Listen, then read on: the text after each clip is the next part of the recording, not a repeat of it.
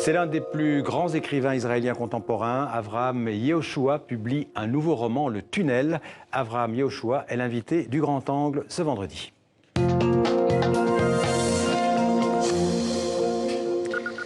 Bonjour Avraham Yehoshua. Bonjour. Ravi de vous accueillir dans le 64 Merci minutes. à vous. Vous êtes l'un des plus grands écrivains israéliens de notre époque. Vous êtes l'auteur de romans et d'essais traduits dans 28 langues, notamment Israël, un examen moral, c'était en 2005, et puis Rétrospective, qui a eu le prix Médicis étranger en 2012. Alors, votre nouveau livre s'appelle Le Tunnel. Il est publié chez Grasset. C'est l'histoire d'un ingénieur retraité, Zvi Louria, ancien directeur de l'équipement et des travaux publics en Israël, un homme respecté qui a construit plusieurs routes et des tunnels, surtout dans le nord d'Israël. Cet ingénieur, il est marié, il a 2 enfants, mais à 73 ans, il commence à perdre un peu la mémoire. Il se perd parfois en voiture et son neurologue détecte une atrophie dans son cerveau, un début de démence qui lui fait surtout oublier les prénoms. Mais pourquoi les prénoms? Les prénoms, c'est la première chose qu'on oublie, je pense. Oui, on oublie et surtout parce qu'il était comme un directeur dans son division et comme un ingénieur. Il disait toujours, je vais traiter les gens seulement sur le plan professionnel et je ne vais pas du tout savoir leur vie personnelle. C'est ça, c'était son méthode en disant, comme ça, il y aura des corruptions, il y aura des relations qui ne sont pas nettes. Alors, moi, je regarde il sépare le travail de la vie privée. Oui, c'est ça. Alors finalement, après la retraite, c'était politique de séparer totalement la vie privée de ses employés avec la vie de travail. Alors a fait de lui quelque chose qui commence à oublier les noms. Alors, sa femme, elle a une idée pour l'occuper et faire travailler ses neurones dans son cerveau. Et il va accepter, en fait, de devenir l'adjoint bénévole d'un jeune ingénieur pour construire une route militaire dans le désert du Negev. Oui. Alors, cette route, vous auriez pu l'imaginer ailleurs. Pourquoi vous avez voulu le Negev? Alors, parce que pour moi, c'était très important que ça sera dans le Negev. Les gens ne savent pas que la moitié d'Israël, le territoire israélien, c'est le désert. Un désert. Le désert. Ouais. Et puis, au lieu d'investir dans le désert, au lieu de cultiver le désert, dans tout le désert, la moitié d'Israël, il habite à peu près 40 à 50 000 juifs, c'est tout. Il n'y a pratiquement personne. Oui, et il y a les Bédouins, les autres. Mais en tous les cas, au lieu d'investir dans le Negev, les grandes erreurs d'Israël est de mettre des colonies dans la Cisjordanie, aussi dans la bande de Gaza, dans les populations palestiniennes, et comme ça nous avons créé ce problème qu'on ne peut pas diviser et créer les 2 États, parce qu'il y a déjà 400 000 juifs israéliens qui vivent dans Les territoires palestiniens. Dans le territoire palestinien. Ouais. Au lieu de mettre tout cet effort et tout cet argent dans le Negev. Alors, moi, j'ai décidé, ce roman va mettre la lumière sur le désert. Et ça se complique dans votre roman parce que justement, ils veulent construire une route, mais il y a une colline. Et la question, c'est de savoir si on va construire un tunnel, c'est le titre de votre livre, en dessous de la colline. Mais c'est une colline qui n'est... Il y a une famille palestinienne qui vit, en fait, une famille de Bédouins qui vit. Est-ce qu'on peut en dire... Non, ce n'est pas de Bédouins, mais ce sont 3 Palestiniens qui ont été attrapés par une affaire qui n'était pas tout à fait correcte. Qui est au cœur du livre, on ne va pas trop... Oui, et puis, alors il y a un officier, un ex-officier de l'occupation qui les met là-bas et il dit il ne faut pas raser cette colline parce que c'est la seule place dans laquelle il peut rester, alors il faut faire le tunnel. Mais le tunnel, pour moi, c'est une métaphore pour beaucoup de choses. Parce que nous vivons dans une politique d'identité tout le temps. Identité ici, ailleurs, laïque, religieux, et femmes, hommes, noirs, blancs, et émigrés, et tout cela.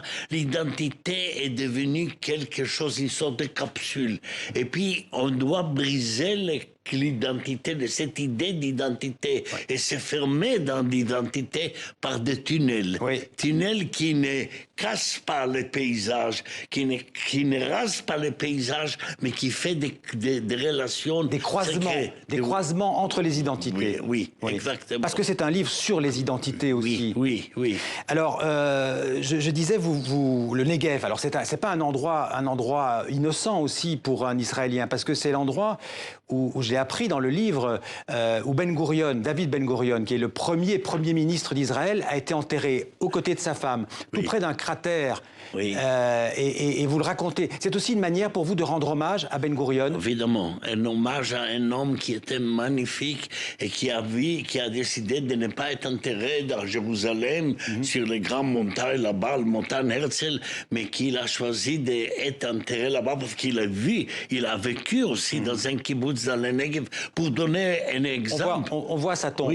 Oui, voilà. Exactement. Et sur sa tombe, très bien, il y a 3 dates seulement. Il y a la date de sa naissance, il y a la date de son montée en Israël, et il y a la date de sa mort. Il n'y a pas ici même indication qu'il était un premier ministre.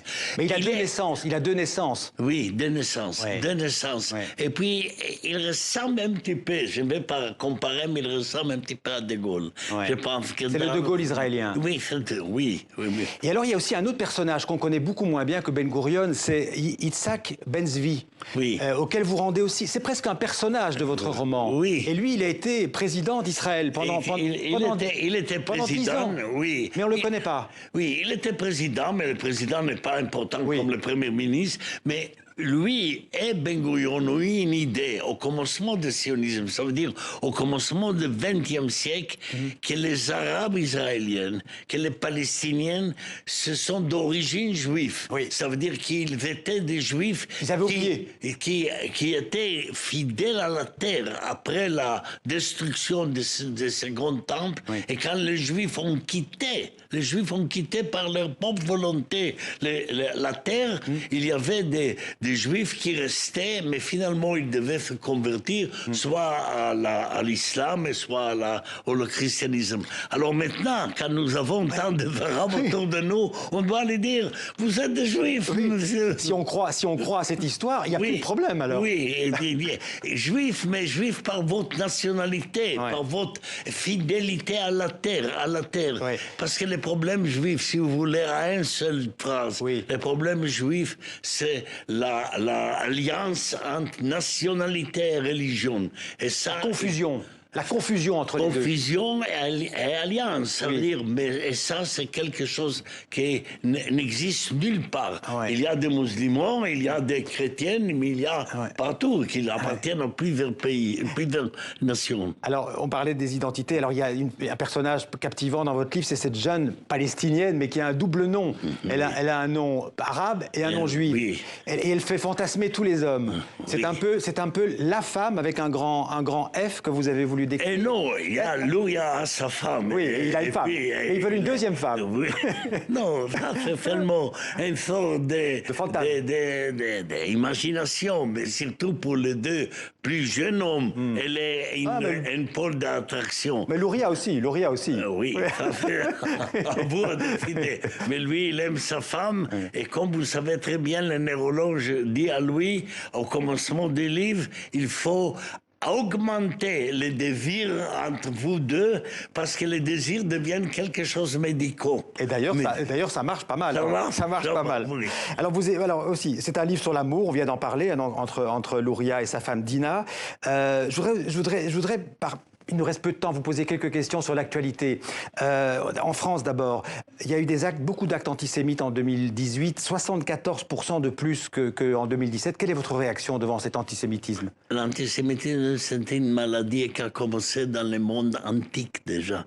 Et je pense que ça sera une maladie qui va rester toujours. Et on peut lutter comme ça, On voit là Simone Veil qui est taguée. Oui, je vois, mais l'antisémitisme a créé l'État d'Israël. C'est ça.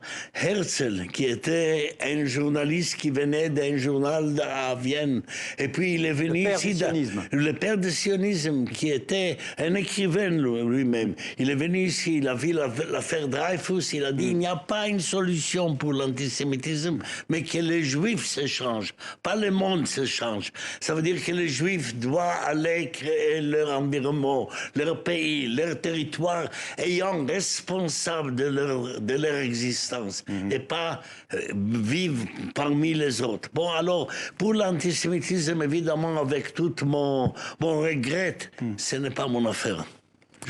Alors, votre affaire, peut-être, c'est les élections en Israël. Il va y avoir des élections en Israël le 9 avril. Oui. Est-ce que Benjamin Netanyahou va rester Premier ministre? Il va rester, et parce que la gauche, moi j'appartiens à la gauche, n'a pas une autre solution, parce que la solution des deux États est foutue, à mon avis. Oui, vous avez toujours défendu cette idée, et maintenant vous dites aujourd'hui c'est plus possible. C'est plus possible, physiquement, c'est plus possible. On ne peut pas évacuer 400 000 Juifs de la Cisjordanie, on ne peut pas diviser Jérusalem en deux capitales, c'est fini. Alors il faut. C'est quoi la solution alors? La solution est de faire une sorte de coopération avec, je parle des Palestiniens dans la Cisjordanie, de donner paix à la citoyenneté.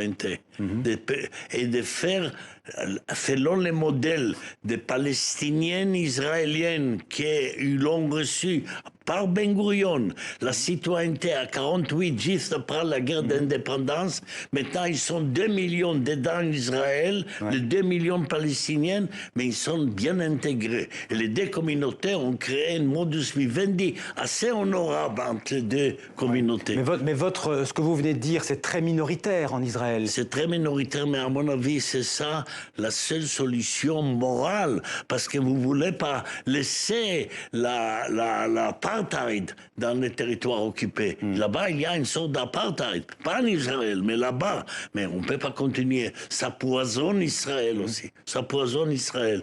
Alors, la gauche n'a pas encore arrivé à cette conception, mais à mon avis, c'est ça la solution. Je me regrette. 50 ans, j'étais pour les deux États. Mais on doit changer. C'est plus possible. Oui. Merci Abraham Yehoshua, merci beaucoup. Le temps passe vraiment trop vite avec vous, mais vous reviendrez pour votre prochain livre. Merci, merci. Le dernier, en tout cas, c'est Le Tunnel chez Grasset. Merci beaucoup d'être venu.